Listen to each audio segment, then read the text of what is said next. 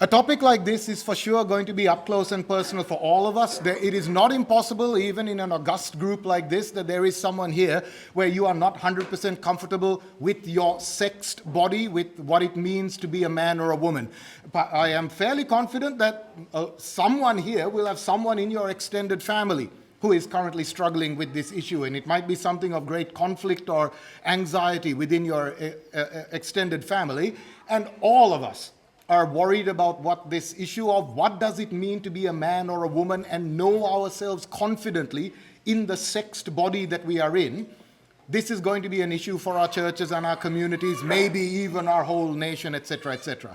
So let's address this topic and hear from us, from Dr. Pat and I. This is the metaphor that we use when we're presenting in churches. Some of us are old enough to remember when plastic was cool, okay? Why was plastic, those of us who are old enough, why was plastic really cool for a time? Why did it feel good at the time? Precisely because plastic does not have the limitations of nature, right? Precisely because plastic is durable, it lasts forever, it's light, it's strong, it's flexible, it's not like wood, which like breaks and deteriorates, and that's the problem. Because literally, 40 years ago or so, when it was fashionable to use a lot of plastic, now we have polluted the world through our plastic, haven't we? And I'm told there are even islands of plastic that are killing dolphins in the Pacific or something like that. That is the metaphor that Mum and I use in talking about transgender. We are basically concerned that through transgender ideology, we are creating plastic people. Precisely because it is so artificial, we have now given the next generation, those of you who are young, okay, we have, instead of a solution, we have created for you a pollution, and that is our metaphor for what we are concerned, young people in particular, are doing to themselves today. Transgender feels like a good idea at the time, and let me tell you, we have heard testimonies of people, detransitioners, who say how wonderful it felt to be under medication, and especially testosterone, and how it made them feel good, and how they felt very affirmed by the whole of society, okay? But precisely by changing our bodies and the natural processes of our body, precisely in an attempt to use artificial methods to overcome the limitations of our natural bodies. That makes sense? We create plastic people, and we are concerned. In fact, we're already seeing that people are going to regret it very quickly. And so with that in mind, we invite all of us, okay, let's save the world.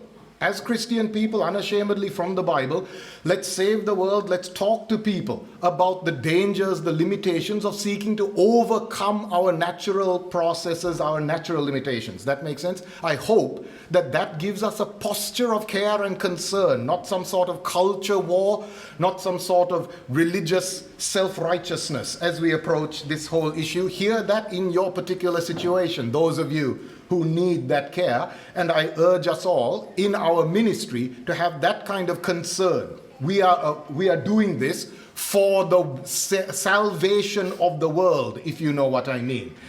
Even if people don't trust in Jesus, that they would be saved from destroying their lives and destroying future generations, if that makes sense. So let's have a look briefly at the biblical pattern, okay? I'm only meant to be the warm-up act, before any music, you got the warm-up, okay? So, folks, we who are leaders in any Christian context, right at the beginning with Genesis chapter 1, God created humanity in his own image, and I've given you the Christian Standard Bible there, because those of us who know Hebrew, know that even the pronouns in the Hebrew are different, and so just take a moment to have a look at how God constructs his image according to Genesis chapter 1. He creates humanity. In the image of God, he created him. Humanity considered as a whole, male and female, he created them. There is no androgyny. There is nothing in between. We can only know our humanity, our human being, as male or female. And as humans, we are male and female. And I'm sure you're familiar, Genesis chapter 2 Adam, the side or rib of Adam comes the woman, who is like him but different in all the wonderful ways. A complement, a helper suitable, a complement. Psalm 45, the prince and the princess, they are spoken of as man and woman, again, male and female pronouns. Daughter, give ear, says the psalmist. And the wonder and beauty of the bride and the groom. Whole book of Song of Songs, which I wrote my master's thesis on, is a man and a woman, okay, enjoying playful sex with each other. And even Jesus himself. Now, let's apply a little bit of Christology here, okay? Jesus is the Word made flesh. How did God the Son become human? He became human as Jesus of Nazareth, the son of David, of whom male pronouns are used. And he was such an ordinary young man. So, okay, he's Mary's boy, that it could be said in Mark chapter 6. And again, those of us who are familiar, you know that Mark 6 is where everyone in his hometown takes umbrage at him. Who's this guy think he's so cool as to chuck miracles and all that? He's just brother of James and all of them. We know him. So he was so familiar as a young man.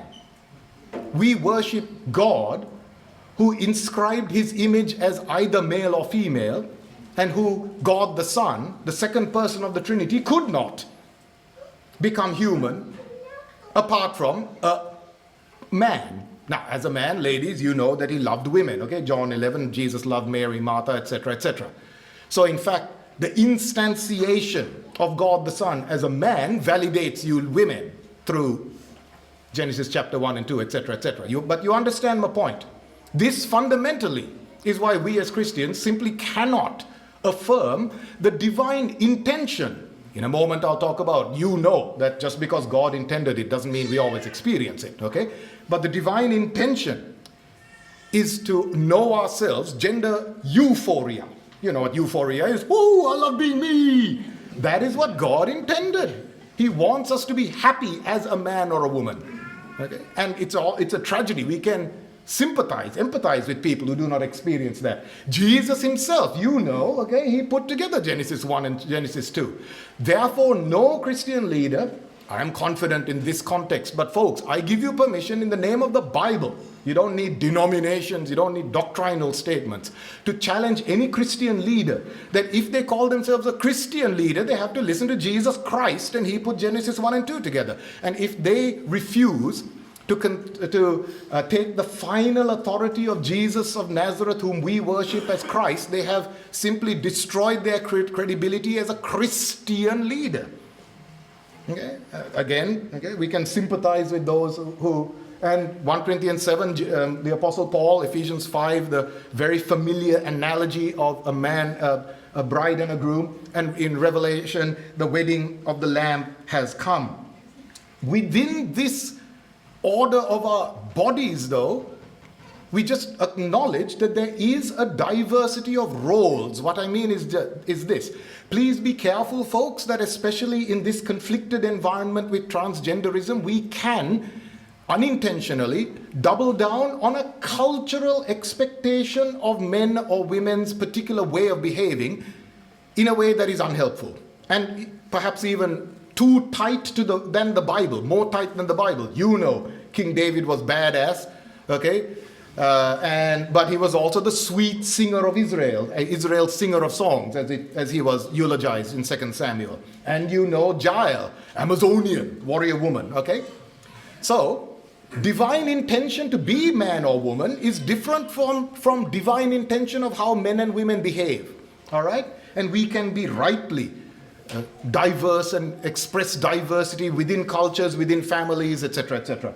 Now, like I've already said, this is simply not everyone's experienced reality. Folks, in Leviticus, okay, do not put a stumbling block in the way of the blind, don't curse the deaf, basically don't be a bully to people whose bodies are less than whole. And if you look it up, you will see, okay, worship the Lord, I am the Lord your God. The language used there is the classic language in the Old Testament of worshiping God Monday to, well, Saturday is the Sabbath in the Old Testament. So Sunday to Friday, you know what I mean, okay? During the week, what does it mean to worship Almighty God? There is no point going to the synagogue, oh, I worship you, and there's no point going to church, sing the songs, Lord, I come to you, okay, I'm showing my age there with the song, but okay, no point going to church and then being a bully to people who struggle for no reason of their own with even their bodies or perhaps even their souls. Jesus, in that similar passage, acknowledges people's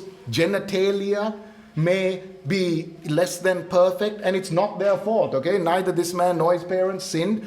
All creation groans. Even our psychology, our internal disposition is not always what God intended. Now, that's not a reason to affirm it, okay? We don't affirm anyone in unhealth. That's not even scientific. But you understand my point. We can be compassionate. And particularly, we can say to people, hey, look, just because it feels right doesn't make it right. We have the doctrine of sin, okay?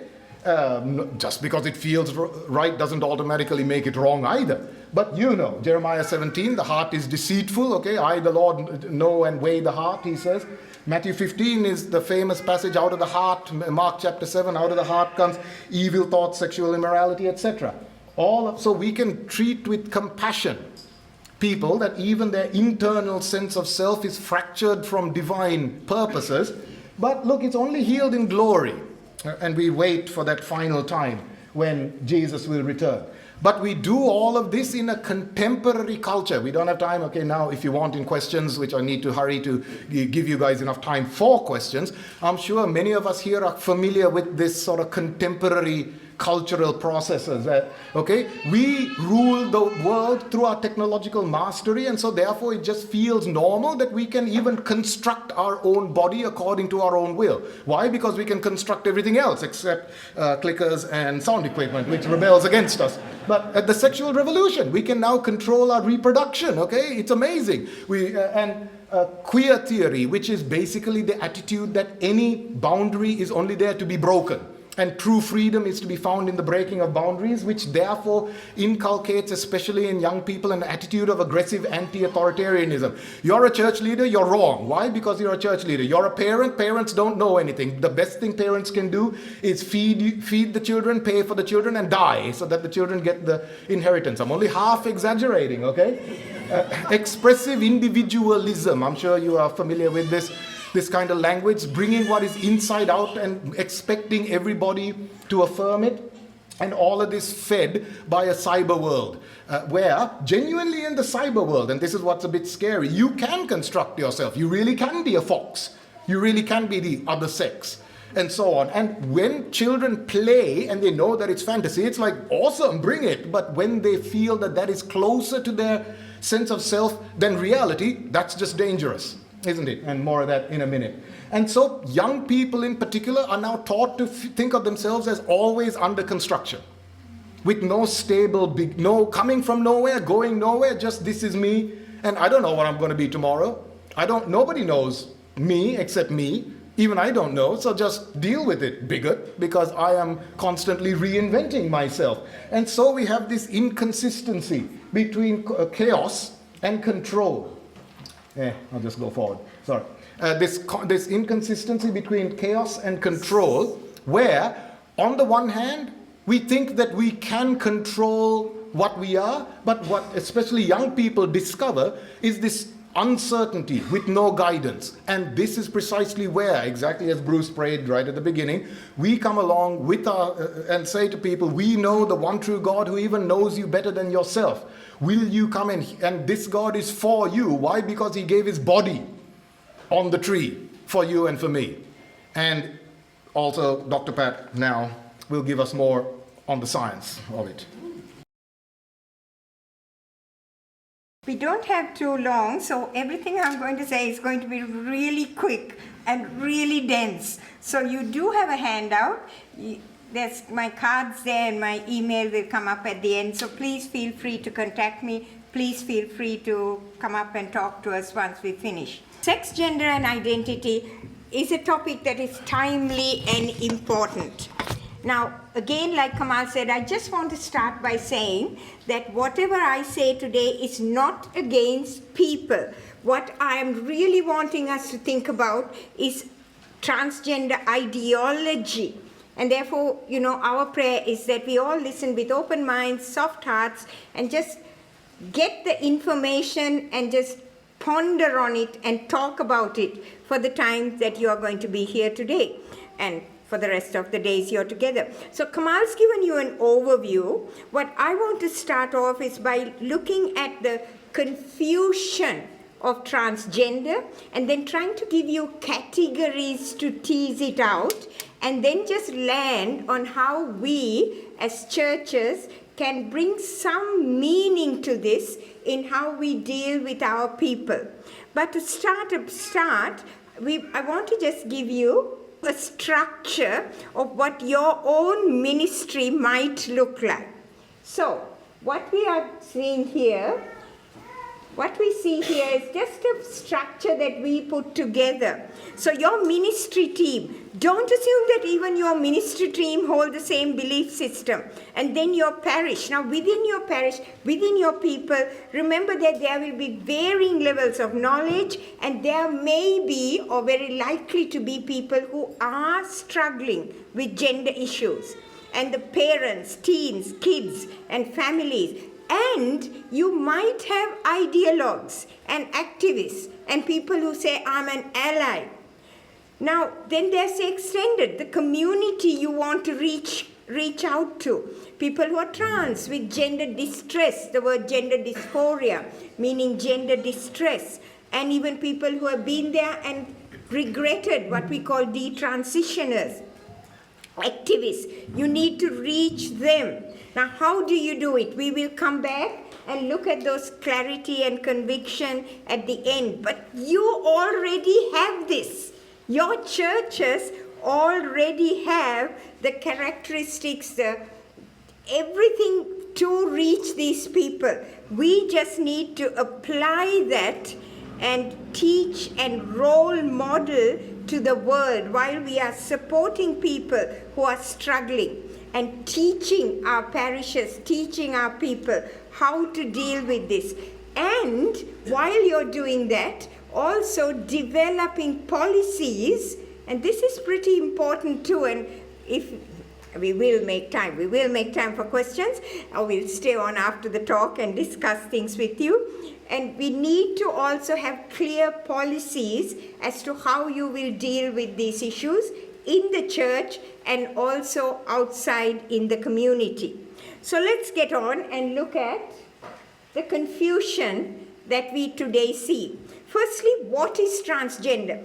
Transgender is an umbrella term for any person or people whose inner feelings of themselves are not in keeping with biological reality.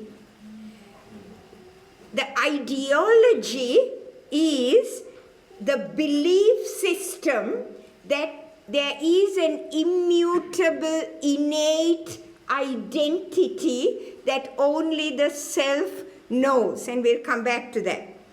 Now, what happens when you unfurl the umbrella of LGBTQIA? All sorts of things fall out.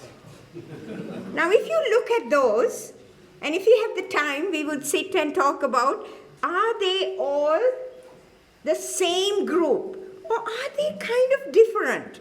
Actually, they are. Because if you look at the greens, they are more about behavior. And if you look at the brown, it's about sexual attraction. Same sex. Now, already we know behavior, attraction, but then we throw in one on biology, the blue. And then everything else is this 100+ terms of gender identity. And that's only a small teaser of everything that's out there.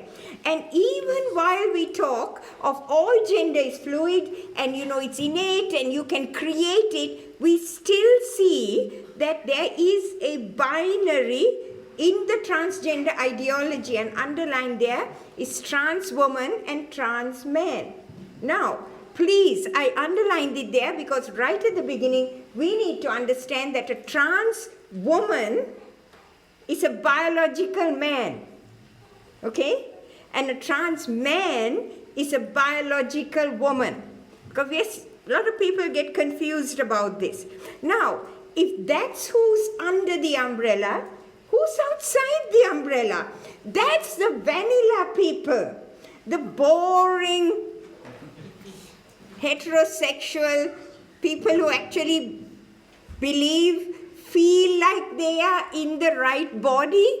And this is called cisgender, cis, same side, trans, other, for any of you who are biochemists. Now, that's boring to be out there. And what makes it? So what boots you out from under the umbrella? If you believe in biology, you're out from the umbrella. You know, if you dare to not use a pronoun, you're out of the umbrella. You're misgendering. You call someone by their name before they decided to change it all, you're thrown out from the umbrella. If you're a trans-exclusionary radical feminist, a TERF, you're out of the umbrella. And let me tell you, my dear friends in Christ, the majority of people who are out there fighting for biology are not Christians. They are atheists and gay lesbians who are fighting the good fight. We actually are kind of holding the tail of the horse here. And we need to be the ones actually riding to the fight. So, I'm 77, so we need all you young ones out there fighting it. Now, what holds people together? The one thing that's holding them together is that they're underrepresented, marginalized historically, and therefore minority stress, some of you might have heard talked about, and all then throwing to that intersectionality and critical theory and social justice, and we end up with a victimhood mentality of oppressed and oppressors. So out of the umbrella become oppressors. Who wants to be an oppressor, especially if you're a young one? If you're a teenager, do you want to be the oppressor? Nope. You want to get under that umbrella. So even if you take it, you might take a gender label just to be under the umbrella, or you might say, I'm an ally, you know, trans rights are human rights, let's get out there and have a rally about it. We need to understand our young people, they're struggling under this new reality. So, let's move on then and try to bring some clarity, having suitably confused you. We are going to use, I'm using what we call our gender tree, which is for any of you who have seen the Gender Revolution book we have, is what we have used. And I have a few copies there at Maid's Rest, if anyone wants them. 4 categories we talk about. Firstly, rooted. Our beings are rooted in biology. The root system of our very being is biology. Now, this statement I'm going to make is really important for us to remember.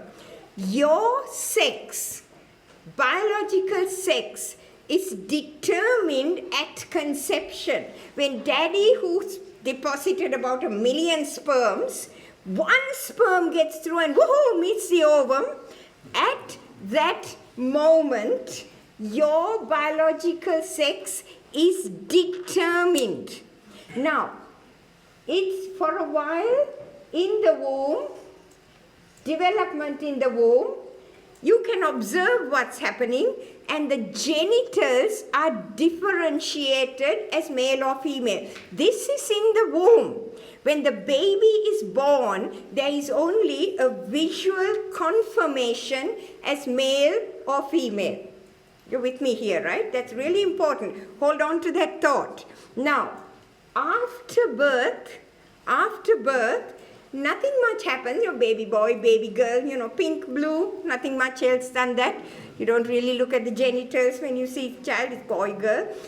You hit puberty, and at puberty, a lot of secondary sexual characteristics develop, sexual traits develop, and that too is now used by ideologues, transgender ideologues, to say there is a spectrum. Of course there's a spectrum. Just look around the room, there's a spectrum. So we need to hold on to these thoughts, and I'll come back why puberty is so important. Now, in a small proportion, in a tiny, tiny proportion of these births, live births, and we are talking less than 0.02, 0.018 to be precise, this clear differentiation in the womb doesn't take place. And so you have what we call disorders of sex development, or the word intersex. Remember that one blue under the umbrella? Intersex. Now, this is used by ideologues to say there's male and female and a third sex, or there is male and female and all these disorders which are a spectrum. Wrong. There is male and female, as Kamal said, clearly we understand, created male and female. In our broken world, a small proportion of disorders of sex development. There is no third sex. Sex is clearly binary, not a spectrum. You cannot be born in the wrong body. You are born in the body you're meant to have. You cannot have a male body and a female brain. Research is very clear on this. That's biology. Now, let's move on and talk about gendered behavior. Now, Kamal has already mentioned this. Gendered behavior, the way we use our bodies, masculine, feminine, there is a biological basis, but there is large cultural component influencing behavior. Now, that's a graph from a very large research, and we see that there are at least 30% pink girl, blue boy, of course, in the graph, at least 30% overlap of behaviors among male, female. It's a very large research.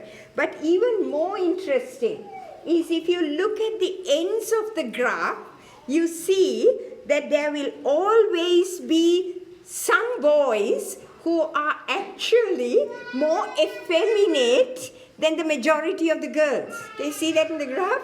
And there will be some girls who are more butch than the majority of the boys. I was one of those. And we call them tomboys. So what? You know, I don't want to be a girl and do all the cooking while my brothers were out there having fun.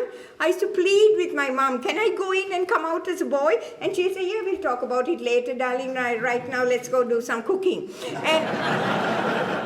And then I hit puberty. And I looked around and I thought, boys, who wants to be one? I'd rather have one. So, you know, the reality is that today we are seeing the same thing. Kids who are dysphoric or distressed as childhood, at puberty, over 85%, 90% will accept their biological body. Now, immediately you're getting light bulbs lighting up, then what do? We are transitioning them early.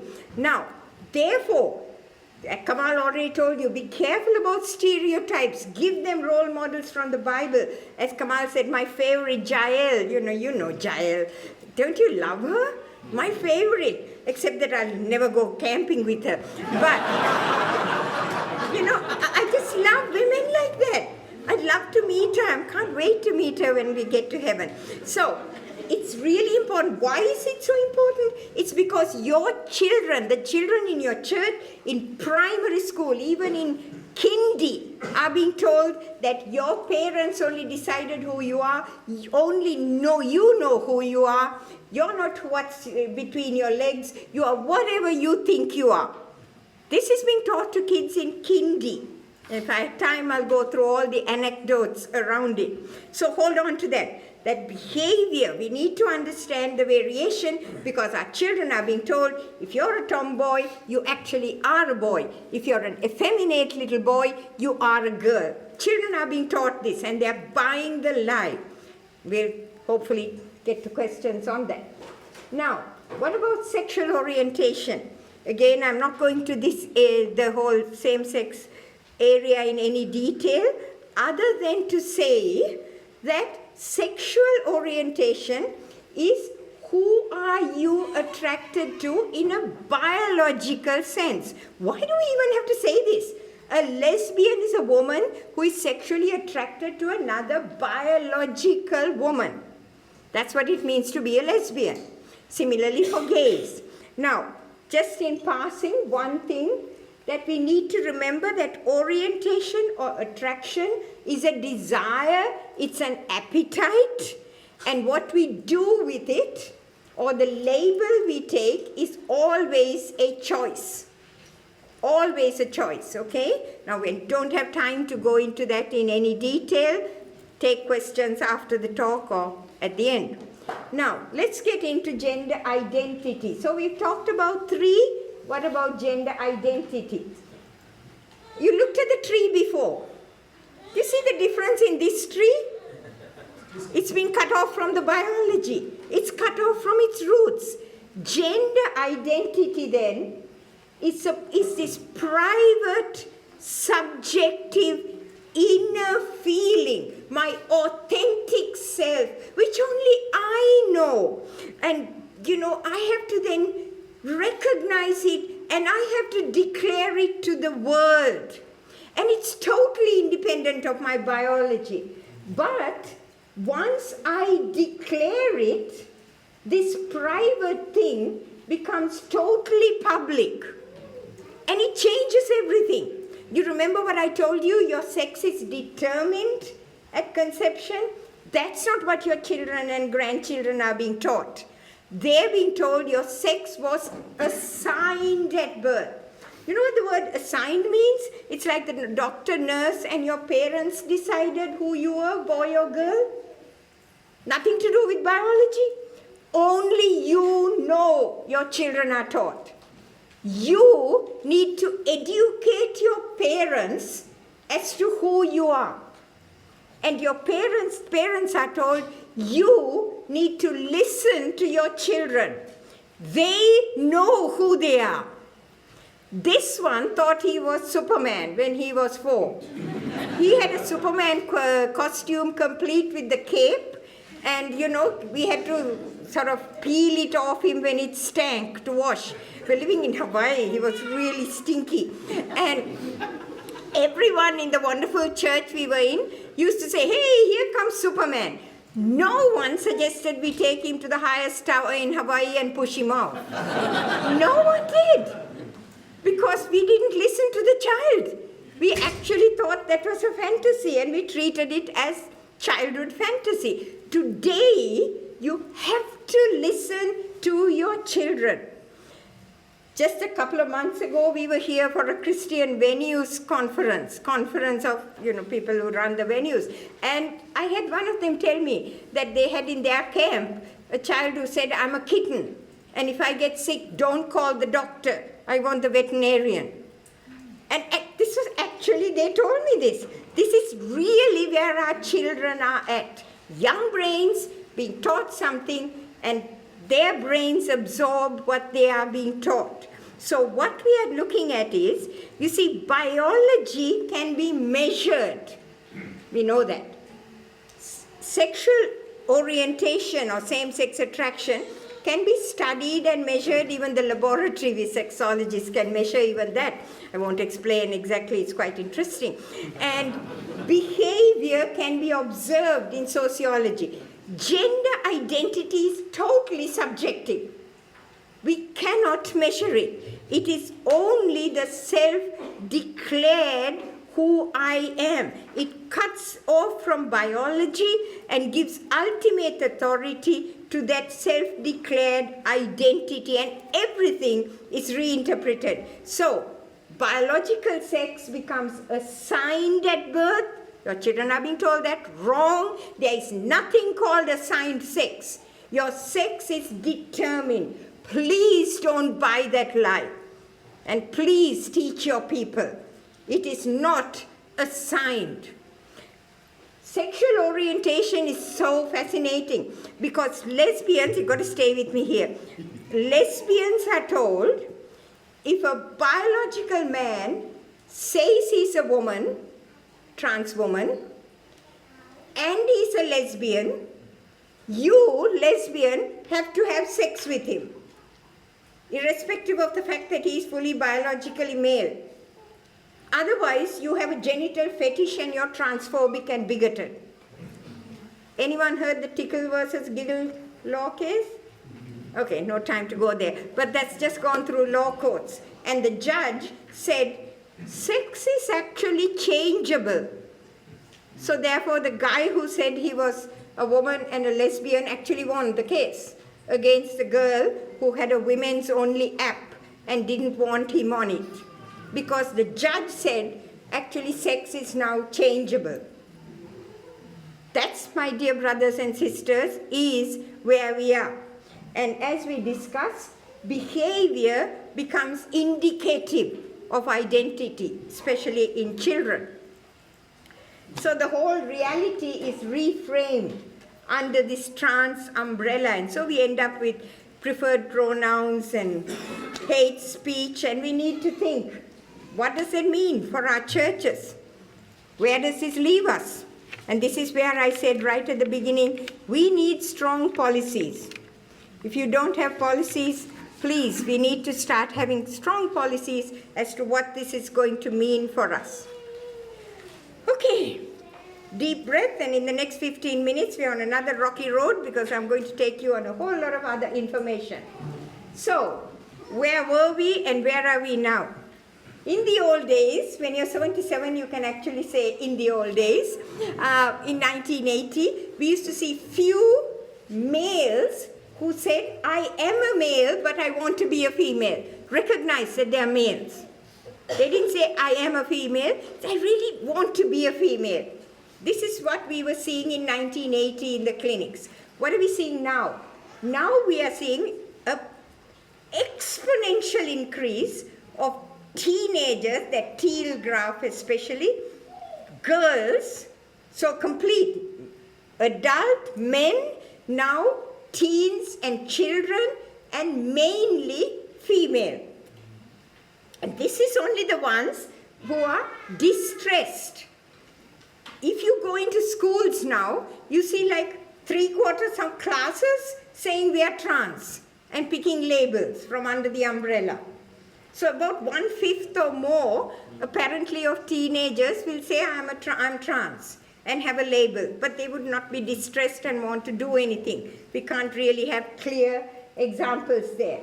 So now we just look at what causing it and just what can we do about it. So again, as I said, I'm going to be really brief. You have some information in your handout and you'll have the slides sent to you as a PDF. Okay, not everybody with transgender who says I'm uncomfortable in my body will actually feel distress. But that distress is only the tip of the iceberg. Under the iceberg is all the reasons for this dysphoria. And therefore, we need to look at the transgender phenomenon and the ideology that drives it and the distress in terms of what we call a developmental perspective, looking at what is causing this 4,000-fold increase of girls in like 12 years, coming and saying, I want to have my breast cut off and take medication to look like a boy. Remember, no one can change sex. It is impossible to change sex. We can scratch yourself right now and a few cells fall off. They are sexed cells. No one in the history of the world changed sex. Anything is cosmetic. But children, when they are told, they actually believe. I mean, I tell you the anecdotes of a little boy who goes to and says, I'm a girl, and then turns around and asks the consulting counselor, will I be able to get pregnant and have babies? I really love babies. That's why I want to be a girl. Children believe the lies they are told. So we need to understand this developmental perspective of psychological, social, biological pathways, many pathways in, and think, how do we understand it and how do we deal with it? Briefly, what happens in adults? Some of you may see this in your church, especially adult men. You may be familiar with the Jenner phenomenon, Bruce to Caitlin.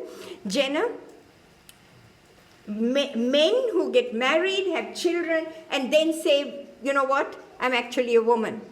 Many courses have been given for it, and Professor, if you want the person who works on it, Professor Ray Blanchard does work on this, and I think I've given that in your handout. And they say it could be due to hidden homosexual feelings, and especially they talk about Christians growing up in the church. They don't want to be homosexual because it's not accepted, granted. Then they get married because they think it's okay. They get married, have children, and then they feel, I really can't live this life. And all of a sudden, it's okay to be transgender. So you want to become a woman, and then it's okay to be attracted to men. So maybe that. Autogynephilia is a condition where men are erotically turned on by fantasizing of themselves as a woman. And so that, and then there's all these other hidden mental conditions. What can we do? We can help them understand, and above all, we need to help them understand what's happening to the family. There are groups. There's a recent movie that's just come out, and if anyone wants, email me, I'll send you a link, of trans widows. Women who say, my husband's changed, thinks he wants to be a woman and has left, or wants me to continue living with him. What does that do to the children? Maybe you don't have them in your churches, but we have spoken in churches where they have more than one person who has taken this path. But my heart, as I said, is very much with the children, where there are groups of young people, young, especially girls, coming out suddenly with no history or problems saying, I'm trans. You know, suddenly making this declaration to their parents. I'm actually a boy. You'll have to call me he, him, or Zizer, or whatever.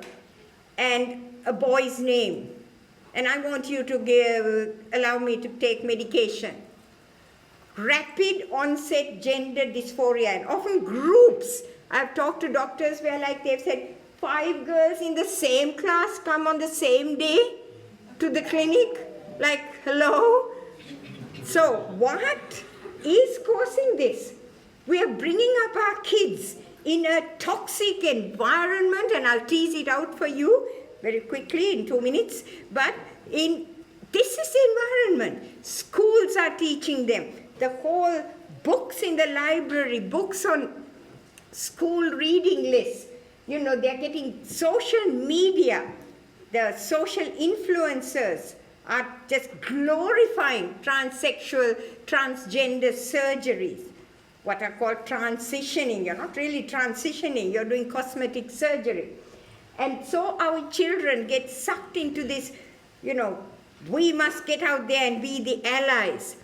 So I want to give you a model which Kamal and myself and Rob Smith are developing for our next book.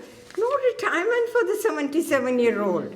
For the next book, which is Teens and the Transgender Revolution, which is to speak to teens, and that is puberty is good. The understanding, and I don't have the time now, but you know that the changes of puberty are stressful. I'm not going to show for a show of hands, but how many women here actually when your first menstruation went, yeah, I'm menstruating, woohoo, let's celebrate. And I don't know about you men, but maybe you said, woo, I've got my first erection or my first wet dream and woohoo. But yeah, you know, look, I'm having acne and smelly armpits and puberty is hard. Puberty is hard, but what lens do we give our children? It's a healthy, good thing. But now, puberty has been pathologized. And I'm seeing that when I speak in schools. I don't even get invited to speak in schools now, because even Christian schools are frightened to hear the truth when it comes to sex and gender. So, everything. Secondary body characteristics. I'm happy with what my body is. Oh, you must be the other sex. I don't like my breasts. You must be the other sex. My penis isn't growing. Oh, that's because you're probably a girl. The social media, they get into Reddit, they get into Tumblr, they get into Instagram and ask questions. The transgender community is there to teach the children, and your parents don't approve. We can be your glitter family. We can be your family. Your parents don't understand. And in Canada, I think it happened in Western Australia, where parents don't immediately affirm the child, social services come and take the child away to a foster home. Because children say, my parents are abusive and I can't live with them. How are they? It's like a script that's provided to them on social media. And bright, quirky kids are often the ones who get sucked in because they want to try new things. Add to that, we have an increasing level of anxiety and depression and self-harm in our teenagers now. That's statistics. You can look at that graph. It's from Jonathan Haidt. You have your references in the handout we gave you. And you can see that rapid increase. And there is a clear correlation. About 45% of kids referred to gender clinics are autism spectrum. And we don't have time to discuss how that autistic spectrum characteristics can make them more vulnerable. So anxious kids, and you know what the thing is? Whatever is wrong with you, the transgender will cure it. You're anxious, you're depressed, it's like a new life, a new me, a new beginning, a new name, new pronouns, new body. You're anxious, you're unhappy, oh, you can start again. You can be born again as transgender. We have a better way of being born again, haven't we? But we can't lose our kids to transgender because around them, and I started with this, is the toxic environment our kids are surrounded in. And so we have the rapid onset gender dysphoria. My question is, what are we doing about it? What are we doing about it? Are we encouraging our kids? Are we empowering our kids? Are we empowering our parents to deal with this? Complacency is absolutely out of the question. And you have a slide that looks like that with all the pictures in your handout. Okay, now again, I'm going fast here because I want to stop in like 3 minutes. So, put the whole lot so we can talk about it. All I want to say here is, I'll give you the main points, is that if we leave children to live in their own skin, or we help them with what we call gender exploratory therapy or psychological therapy, over 85% will accept their biological sex at puberty. The 15% who don't will continue to feel unhappy with who they are. These are the same-sex attracted bisexual kids and the ones like me who really are gender non-conforming, the Giles of the world, who will grow up to be strong women and maybe the musician, ballet dancing boys. It is okay. But if we start children on transition, social transition, dress, hair, names, using the toilets of the other sex. If you start a child there, and then you start on drugs that stop their puberty blockers, dangerous drugs, they affect the brain. You cannot block puberty. Puberty is not like a Spotify music track, which you just pause and then take your finger off and it goes again. No, it affects brain development. You know, you stop puberty in a child and they say that's to allow the child time to think. Nonsense.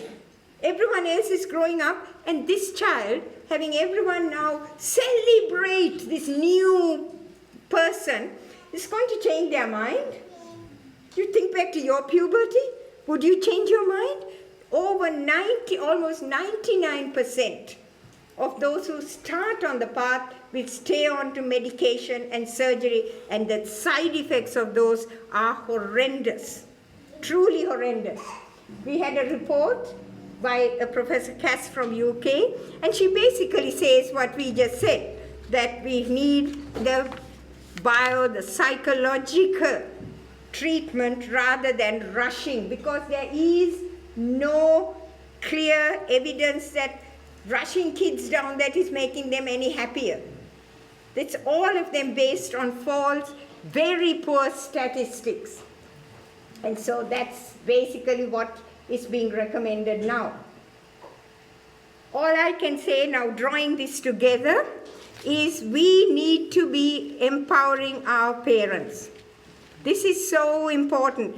Parenting, we need to be teaching and empowering our parents to prepare the children, speak to them from the time they are really, really young. And for any of you who are familiar with any of our books, I publish with Anglican Youth Works, except Gender Revolution, which is Matthias, and every one of them, and the one we recently wrote called You and Me by the book, was because parents were asking me, give us something to read for preschoolers, because Kindy is teaching children that they can be whoever they are.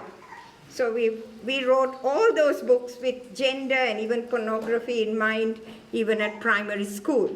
So we need to teach our children, our parents, to prepare, to protect against social media, friends, curriculum, and prevent children being sucked in, be aware of symptoms, and also teach parents that, you know what, however good a parent you are, there may be a time when your kid turns around and says, I'm trans.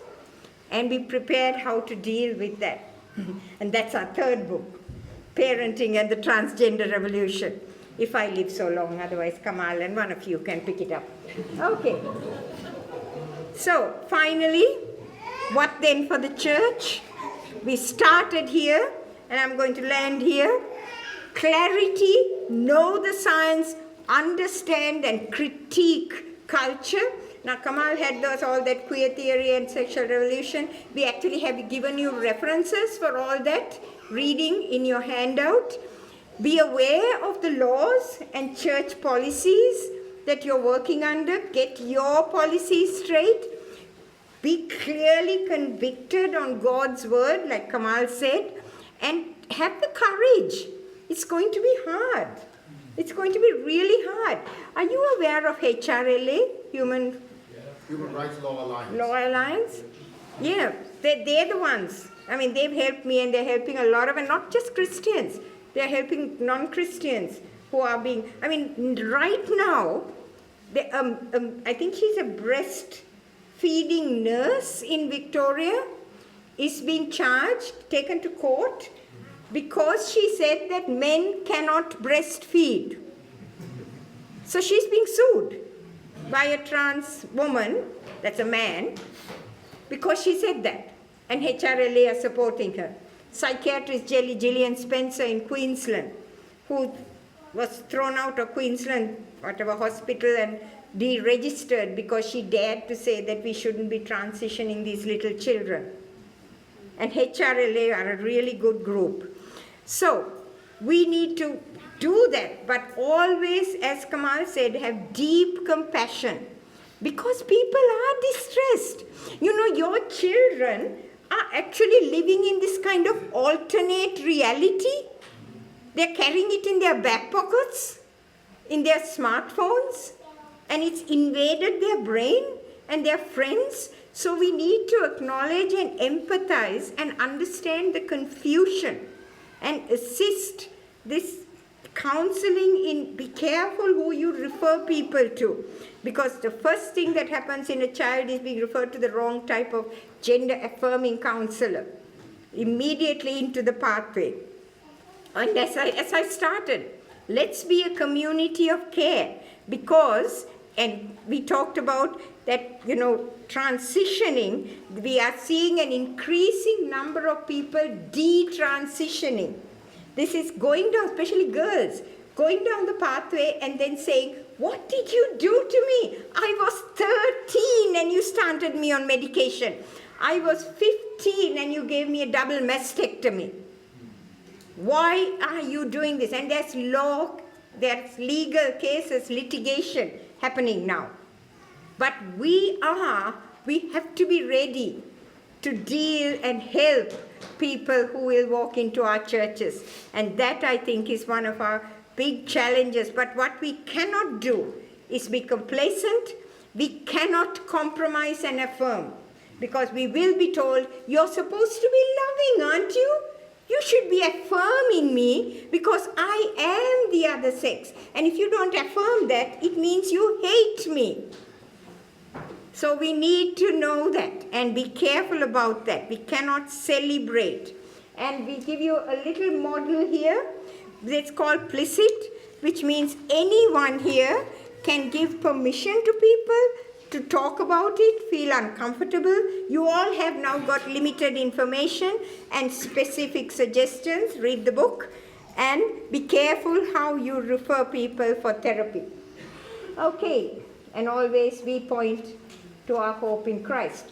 And if you're talking to people who are ideologues and people who are, just radical gender ideologues and theorists, all I can say is try not to be combative, but talk the truth with civility and courage, just like we have always been told to by our Lord Jesus Christ. Okay, we have 10 minutes, I think. That's my email and all our books. We brought a couple of each for you to look at.